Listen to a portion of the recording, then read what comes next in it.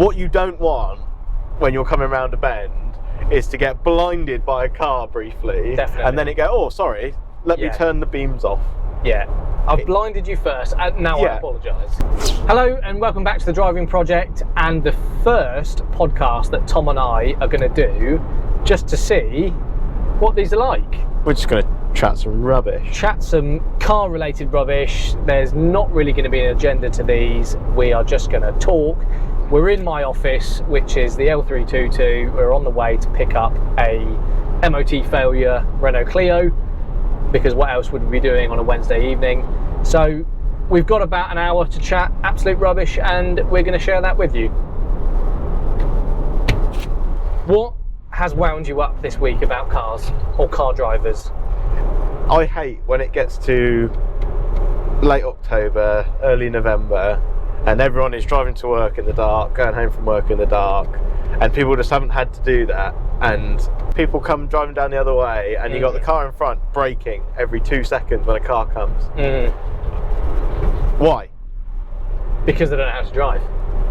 Am I right in saying that in some Scandinavian countries the driving test includes additional things such as driving in adverse weather conditions, including heavy rain, poorly lit conditions, snow? Okay, fair enough, we don't really have snow in the UK.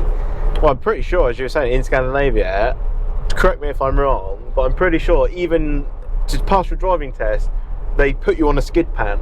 I think that's a brilliant idea. To teach you what happens when a car loses control. 100%. It's just so much further apart from what our driving test is, which is drive around for half an hour, follow a GPS, and don't coast. And do this. Yeah. That is all you need to do. You've got to do the rear view. Oh yeah, sorry. That is two movements, isn't it? that, and handbrake up at red lights. And in this car, the handbrake doesn't actually work. But I'm doing it just to prove a point. I understand that for younger drivers, and a lot of the people that I sell cars to are younger drivers, but I understand how challenging it is now, firstly, to actually book a test in. There's a huge backlog. COVID has just destroyed licensing. I understand the frustrations that younger drivers must have because they're so keen to get in their car and pass. On the flip side of that, now we're a bit older and we're a bit more sensible, I do think that we should have a higher standard of driver teaching before allowing people essentially a license to go and damage themselves or other people. Yeah, 100%. I think the really annoying thing with that is that, if anything, I think it's going the other way, because the tests themselves, I wouldn't say have got any more challenging. No. All that has been changed in the last few years is, rather than following road signs, you follow a GPS. Yeah. The cars that you can buy nowadays are driving for you. If you're coming from no experience at all and you're being put in a vehicle which will keep you in lane and will keep you a safe distance from a car in front and will warn you for something in your blind spot, what that is teaching a new driver is to not worry about those things. They're not thinking about braking distance. Not rely on their senses. They're not looking in their mirrors because in their mind, they don't need to, because the car will tell them. My mother, I love her to pieces, cannot reverse a car without looking at the 360 cameras on the screen. Yeah. And I just think, Mum, you learned to drive 40 years ago, right?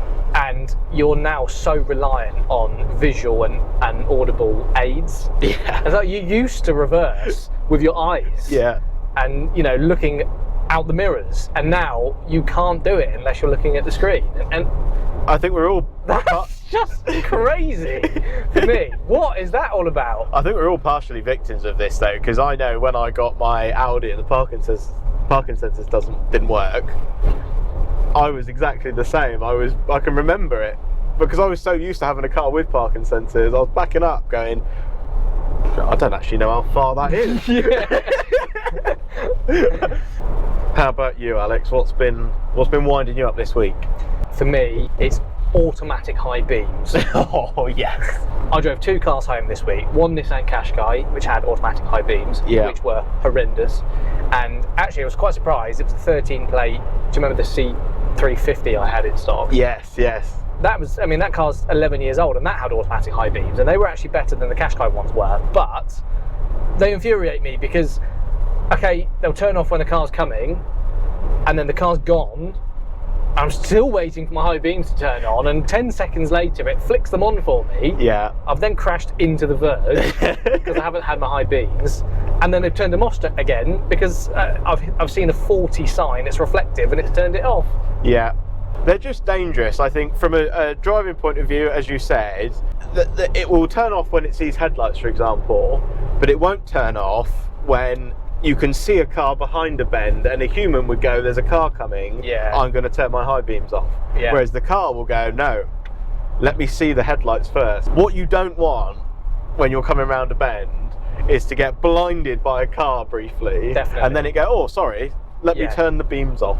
Yeah, I've blinded you first, and now I apologise. I don't know if you've seen it, but I think I saw it on like Instagram Reels or Facebook or TikTok or one of those, but it's one of the newer, possibly an Audi, has got automatic high beams, but it will segment the light. Yeah, it cuts the light out from where the light out to where the car is. That is cool. That is cool, but I would like to be in a car that has that technology and actually see it in real life. Yeah, I want to see that. I think that I remember seeing the advert for it, and I was like, this is the future. This is the future if it works. Yeah. Things that have developed in the last, let's say 10 to 15 years, give or take.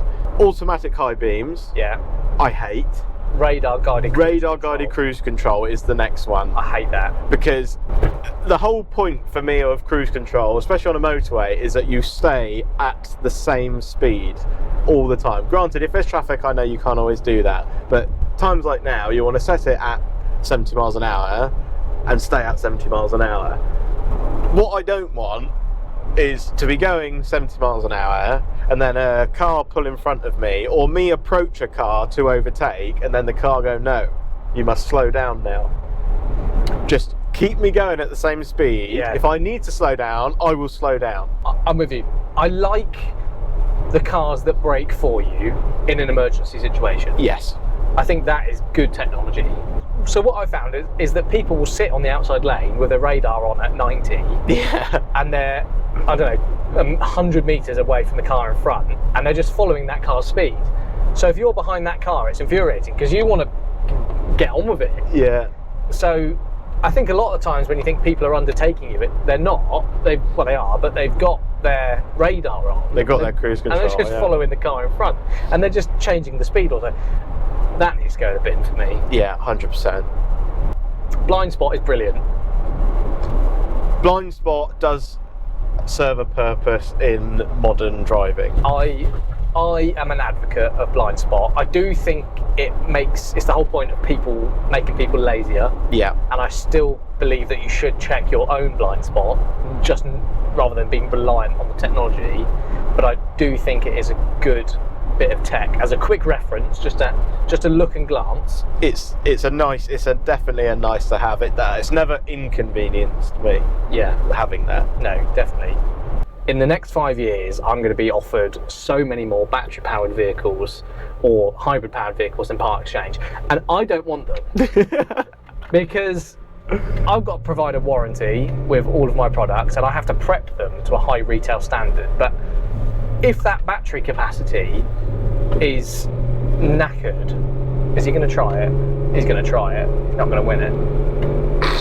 If that battery is knackered, then that falls on me.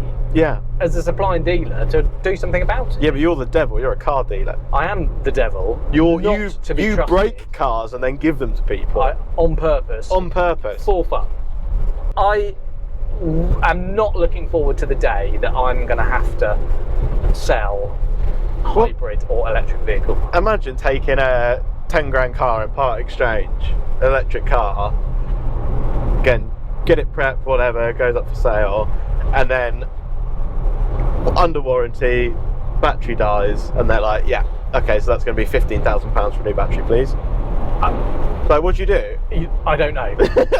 I wonder if there's some insurance product that is available to protect drivers against this type of risk. Yeah, granted, I understand that a lot of cars, if an engine was to blow up, that's quite likely going to write the car off. Yeah. But I also think that for a lot of cars, that's not necessarily the case. An engine is unlikely to completely fail.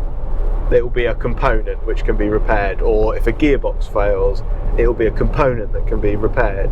Whereas these, if the battery dies, the car is dead. And I'm not paying £9,000. No. What am I meant to do? Let's say I've sold a Discovery Sport for £10,000 and the battery's died and I have to replace it for £9,000. Well, the customer's going to want that replacing or refunding. I am going to have to buy the car back. I am then stuck with a dead Discovery Sport with a knackered battery. So what? I'm meant to put it for a salvage auction, I'm meant to sell it spares or repairs. The risk is unbelievable to buy these things without guarantee. I think for this period that we're in, hybrids or just all-out electric vehicles are destined to do 5 years on the road and then be scrapped. Because no one is going to buy, well, you've seen, like, if you look at like a Nissan Leaf from like 2015, 2016, like a full charge, you'll get like 30 miles. It's crazy. Like, it's not usable anymore. It is not a car anymore. Yeah. So the only option you've got is to scrap it. I might be figure-wise, I might be a bit wrong, but they've got to be best part of 30 grand. New, brand new. 30 grand? 30 grand in 5 years' time. What are you going to sell that for? You know, there's no way that is going to hold any sort of value. We know someone that's bought a VW ID4. Yeah. Right, and they bought it outright because there's some stat out there, but I want to say 90% of new vehicles, I'm sure that is wildly incorrect, don't quote me, but a massive proportion of new vehicles are bought using a finance product or through a company car scheme or a leasing scheme, etc., etc. And I think it was only like 10% that were bought privately outright for cash. Yeah. As in they're not financed. And we know someone that bought an ID4 privately outright, and it's one of the electric jobbies, and I think they paid 35 grand for it. Well, I mean, you can buy that car today for 25 grand, and that is 1 year later, and that's done £10,000 in a year. It's just, even if they were the best product in the world, it doesn't make sense to buy one. Personally, this isn't gonna be an exercise of shitting on electric vehicles. If that's going to be the future, that's going to be the future. However, in the right here, the right now, the government is wanting everyone to go more green and go hybrid and go electric, but people are not going to do that. People don't have the money to spend on things like that. Imagine in 2035, if they said in 2035, okay, we want all petrol diesel cars off the road. That means you're going to have all these people that in the past have always spent maybe, say, 5 to 10 grand on a car. Yeah. All those people are going to have to spend 5 to 10 grand on an electric car. Yeah. With 70 miles of effective range left. Yeah. And it's still going to cost them a full tank's worth to charge it to be able to do those 70 miles. Because just because it can only do 70 miles, that's through the entirety of the battery life. If it's a 70 kilowatt hour battery, you're still going to have to fully charge that 70 kilowatt hour battery to do 70 miles. I just think there should be some form of concession for those who are in need. Because for a lot of families and a lot of people, your vehicle is your life. Like, for some people, they use their vehicle for work, i.e. Amazon delivery drivers, or Deliveroo drivers, or anyone like that. So all of a sudden they can't afford to buy one outright, they've got to lease one. How much is that lease going to be per month? And it's just a never-ending cycle of financing a depreciating asset. And if you don't have the money for it, then unfortunately that's another hurdle that people without any money are going to have to climb. Absolutely. I just think that's so unfair. I understand that we need to look after the planet and things need to progress. That's just the way life is. But all of the downsides right now are being put on the people buying them, as opposed to the money being invested more heavily into charging points, improving the technology. There's not any plan of how you're actually going to be able to integrate this. Most people in the UK don't have a driveway. They've got to park on the road. So how are you going to charge your car? So true. Anyway, enough about EVs, because you and I are not advocates. No. And we could moan for hours. But I don't think they're there yet, and I think it's so unfair to essentially financially enforce them on people that can't afford them. Guys, I really hope that you've enjoyed us chatting absolute rubbish for the last God knows how long. But if you do like it, please let us know in the comments down below. We'll be doing a couple more of these over the next few months. So yeah, I hope you tune in, and see you on the next one. See you on the next one.